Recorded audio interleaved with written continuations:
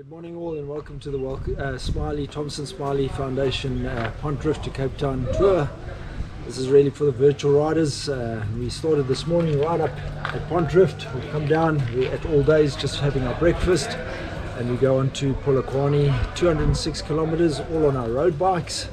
The going's nice so far. The weather's nice and overcast, slight wind blowing. We just wanted to obviously thank our sponsors for the day. Today is a Thompson Smiley Foundation Day, so we're riding in their kit, and we thank the sponsors, PVM, for giving us the nutrition for the day. Absolutely awesome. We also then basically got Andrew McLean. He's our celebrity captain for the day. So you virtual riders, when you're riding, just enjoy every moment of it, enjoy the journey that we're on, and it's going to be great. Just keep turning your pedals and we'll eventually get to Polokwane. Enjoy the ride. Bye-bye.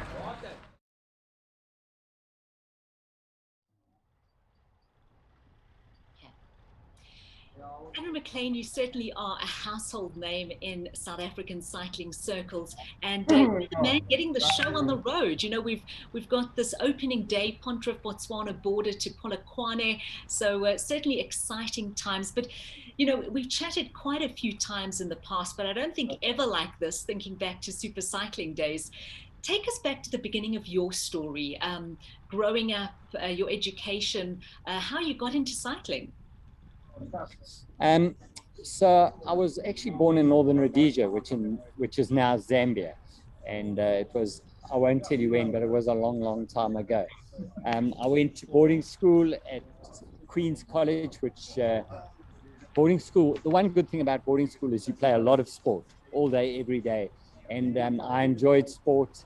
I played all sports. I loved rugby. And then when I studied, which was at JCE, which was part of WITS, I studied to be a teacher. And I was actually lucky enough to be there at the same time as Gary Biernike, who's certainly a household name in cycling at that time. And he introduced me to cycling. I did a triathlon and I realized that swimming for me wasn't ideal.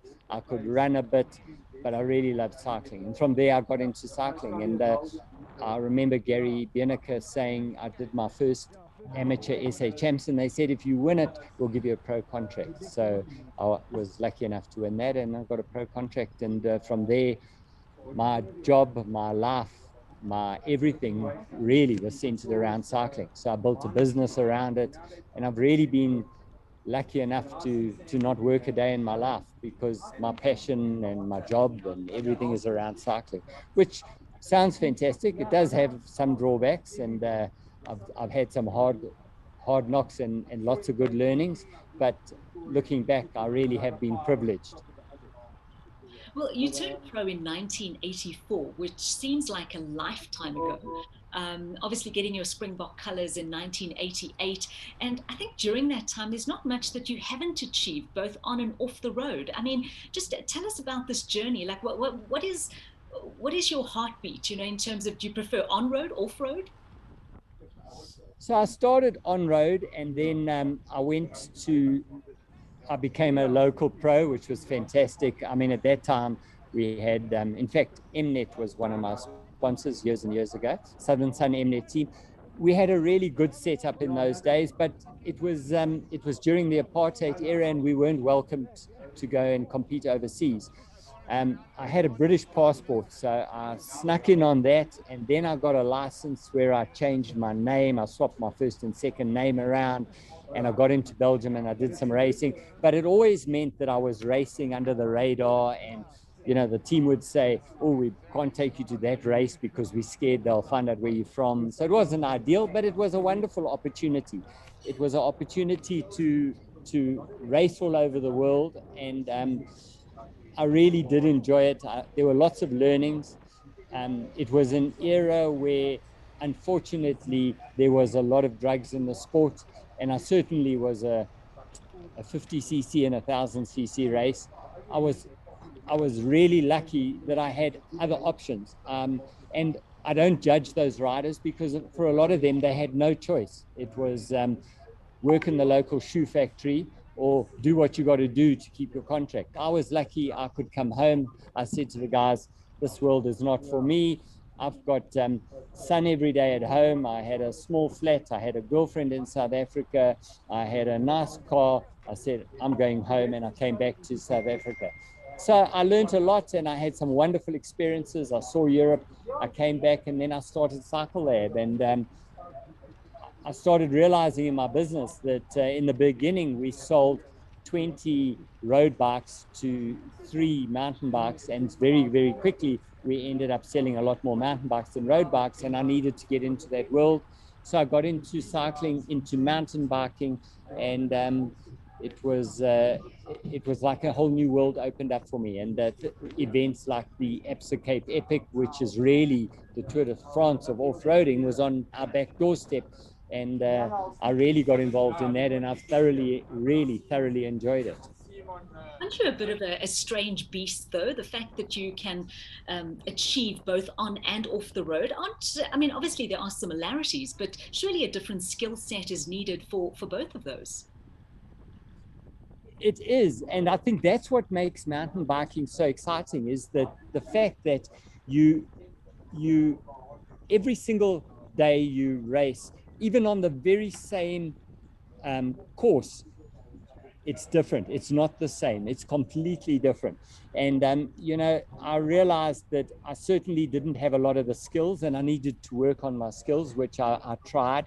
But it was exciting. The other thing that I really enjoyed about the mountain biking is a lot of the big events are partner events. So you do it with somebody else, and that makes it really exciting, because it's not only about you, it's about how good you are as a team and what kind of empathy and how do you work together. And there was a lot of learnings in that, and a lot of success and a lot of failure together.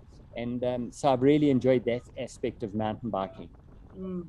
You know, I just look at your CV, you know, 25 Cape Epic stage wins and 3 overall wins, 4-time winner of the Giro del Capo, multiple winner of the Cape Argus Cycle Tour. And something that you said as well that I find very interesting, you said, for every win I got, I'm sure I came second at least 10 times. Like, what is the message in that? You know, it's about perseverance. Absolutely, and never giving up. And you know, I think you learn more in the losses than you learn in the wins. And I said 10 times, it's probably closer to 20 or 30 times that you come second, or you fail, or something goes wrong. But it's all worth it when you get a win. And I've really been privileged to be able to have a long career and have some wins, but see the world from my bicycle and have some wonderful experiences. So I really have been privileged through cycling. I mean, you certainly have seen it all. You know, the landscape has changed a lot from the 80s to the 2020s. I mean, what do you think are some of the biggest changes that have happened? So I think one, the technology has moved on remarkably. I mean, you know, we've got Bluetooth gears now and all kinds of fancy things. I mean, in mountain biking, we used a 26-inch wheel for many years. In fact, the first Olympics was won on a 26-inch wheel, and now almost the entire world rides on a 29er wheel. That wheel change in circumference was a monumental shift and made it almost changed the entire sport. So there's been lots and lots of shifts, and I think probably that's one of the things that I enjoy about cycling, is that there's a lot of tech involved. We use power meters and heart rate monitors, and there's apps and all kinds of fancy things that you can monitor progress. The other really exciting thing about cycling, and particularly mountain biking, is that you can line up on the same day, on the same course, against the best in the world.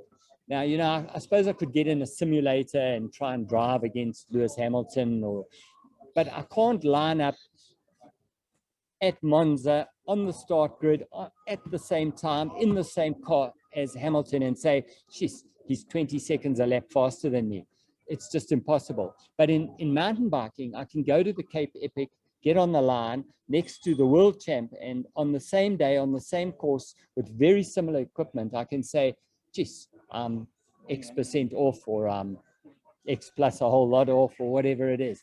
And being able to measure yourself continually against the best in the world, even as you get older, is really something quite unique about our sport. Now, are we talking about lockdown and the virtual cycling that you were doing? Tell us a bit about that. So virtual cycling, I'm kind of old school and always said, you know, I'm a real cyclist. Hail, wind, snow, I ride outdoors. And then during lockdown, I was obviously forced to ride indoors, and it opened a whole new world. And true to my personality, I then Zwifted morning, noon, and night. I probably in fact, I definitely overdid it. But I've never really understood kids gaming, you know, sitting on their iPads or their phones gaming. But I was gaming. The only difference, I wasn't using my thumbs, I was using my legs. Because what happens in Zwift is the better you get, the more rewards you get. So you get, a kid would say, you get a new skin, you know, you get a new jersey, or you can get a new set of shades. And as you go up and you level up, you get more kits. And so I got into this whole world of Zwift, which was absolutely fantastic. The downside was that during lockdown, because Zwift has some really good hard racing where you can race against the best in the world, and I was racing and I had an incident which resulted in me finding out that I had an issue with my heart. And I've since then been through a whole learning, and the bottom line of it was that the cardiologist, who in fact has done 2 Absa Cape Epics, so he understood cycling really well, said, you need to stop racing, you're getting on a bit now, just enjoy riding your bike, which was a death sentence for me at the time, but I've come to accept it. Yeah, I suppose that is life, you know, at the end of the day. Like we all getting on, you know, we have a story to tell. I mean, you have an amazing story, and I'm sure that there have been people that you've met along this journey that have really guided you and mentored you. I mean, is there anyone particular that stands out for you? So I've had many good and probably a few bad mentors, where I've learned as much as I have from the good mentors. You know, one person in particular in business stands out for me, and that would be Paolo Cavalieri. He is the CEO of Hollard and was a business and partner many years ago. But he's just a phenomenal human being and a good example of success, yet he has empathy, he has time, he's authentic, he acts with integrity, all those good traits, yet he's one of the most successful people. You know, you can phone him and he's got a really high power job and thousands of people report to him. You can phone him at any time and say, I need to talk to you, and he will stop whatever he's doing, switch his phone off, and he's got time for whoever it is. So I learned a lot from him, not around cycling per se, but just running business, being a good human being, and having time for other people. And I'm certainly cannot claim to be 1/10 as good as Paolo Cavalieri is, but I certainly learned a lot, and I certainly aspire to a lot of his characteristics and the way he operates. He sounds like a wonderful human being. Andrew, obviously the reason why we're here is to raise money for these bursaries, and you know, it's all about education. How important is education in the success of, you know, not only society but the country as a whole? So I think it's absolutely critical. I think a lot of the challenges that we're seeing in our country at the moment are as a result of a poor education system. And I think that anything we can do to improve education and then get those people to understand that it's then incumbent on them to help others, that we need to change people's lives in a positive way. And education, to me, is the key to unlocking that door. Then we need to encourage those people to say, how can you then help your community, help one other person to have a better education? So it's absolutely critical. And I think anything that anybody can do to improve education and change kids' lives, I think is going to make a huge difference in the future of our country. And on a lighter note, tell us a bit about what you do for fun, what your favorite foods are, drinks, where you like to go on holiday, that sort of thing. So for fun, for relaxation, my wife and I, we have a Harley and we go cruising. So we recently, for instance, we went down to the winelands and we cruised around the wine farms, and we switch our cell phones off, and we eat probably too much, and we drink a lot too much, and we just enjoy cruising around. Favorite drink would have to be Belgian beer. And for anyone who knows the Belgian beers, in particular, Kruger. The other one I really enjoy is, it's called a Trappist. It's a very dark beer. It was brewed by the monks years ago. And having lived and raced in Belgium for a long time, I'm very passionate about Belgian beers. Favorite food, I eat all food. There's absolutely nothing that I do not eat, and I love food. So I exercise a lot so that I can drink lots of beer and eat lots of good food. Well, you said just now that the doctor advised that you probably shouldn't race anymore. Does that rule out Zwift as well? It does, and Zwift particularly, because it's very easy to get carried away on Zwift and start racing mates all over the place. So I'm still riding, and I've got normal bikes, but I also have an e-bike now, which I ride. So when I ride with my mates who are really strong and want to prepare for the epic and go really fast, I just get my e-bike out, and I'm able to ride with them and kind of control my heart at the same time. Andrew, you're very cutting edge. Thank you. I'll take that as a compliment. Okay, Andrew, we're out of time, but it was wonderful chatting to you, wonderful seeing you again. And yeah, keep doing what you're doing, because I'm sure that you are a role model for many people out there as well. So yeah. I'd just like to say thank you and good luck to the Thompson Smile Foundation. They're doing unbelievable work, and I think anything that anybody can do to support them and help children get a better education, I think is good for everybody in South Africa. So well done to them, and I hope they have a safe ride and raise lots of money for a great cause. Yeah, come on. Yeah, come on. Yeah, come on. Bounce. Yeah, come on. Yeah, come on. Yeah, come on. You soon call me dance.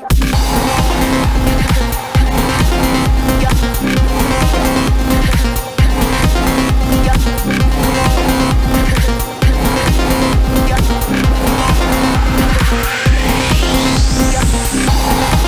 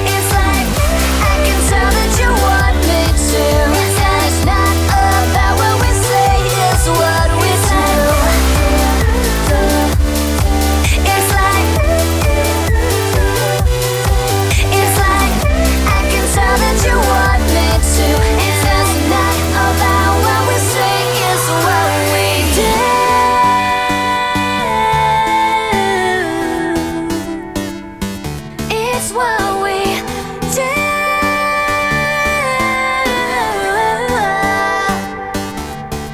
What we do, do, do, do.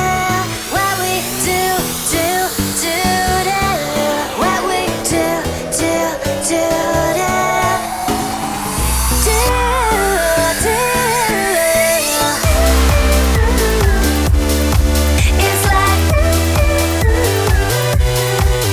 like I can tell that you want me to. And it's not about what we say, it's what we do.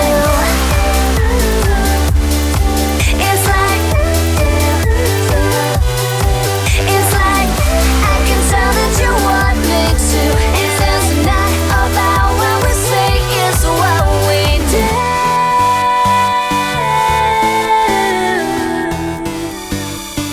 It's what we do.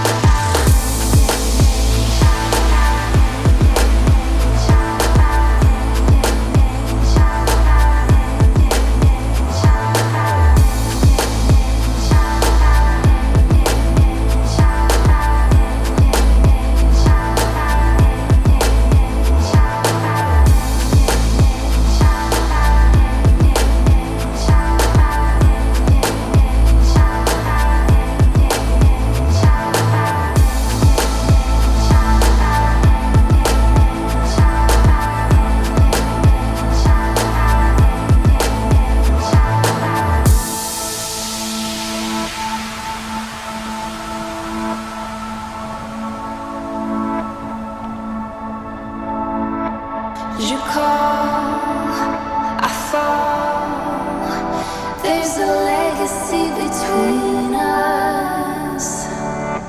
We grow, we go, but in the middle.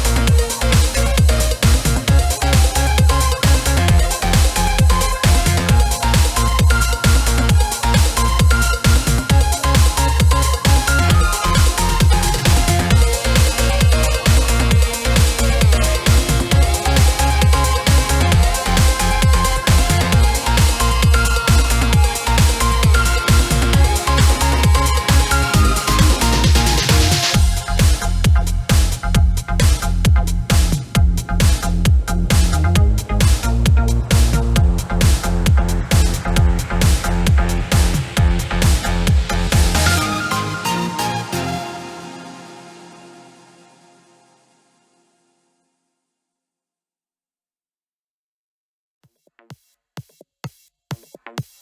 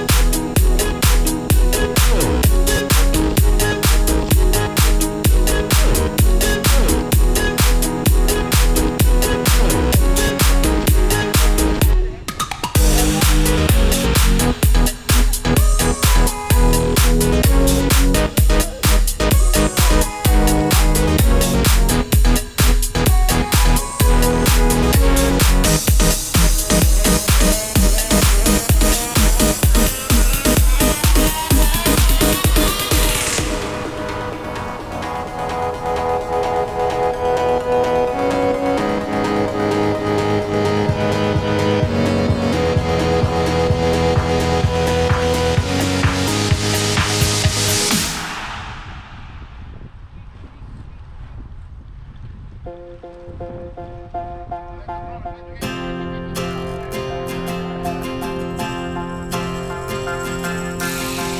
is the hour, the darkest place. Dante's Inferno, the devil's maze. It's a good world, good world gone bad.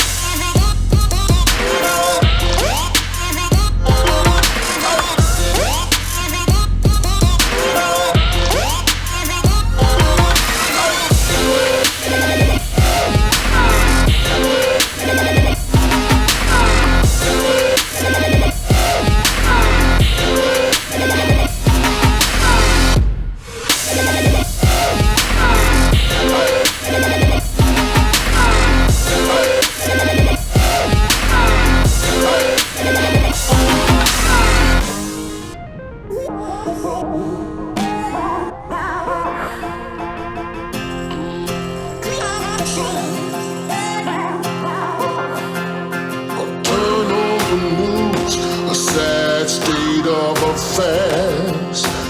Half the people dying while the rest of us are splitting hairs. It's a good world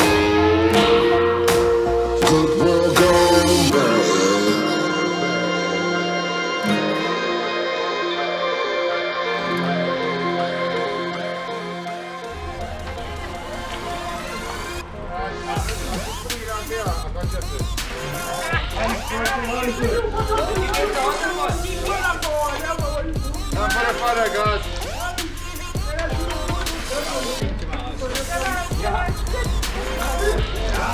Hoe gaat het, Eddie?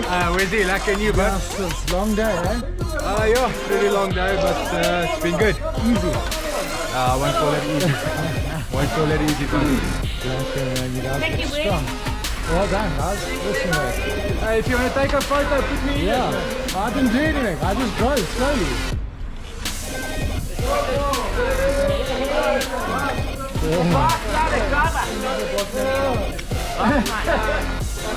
Guys, we've got to take Mike before because we're going to load this on the trail.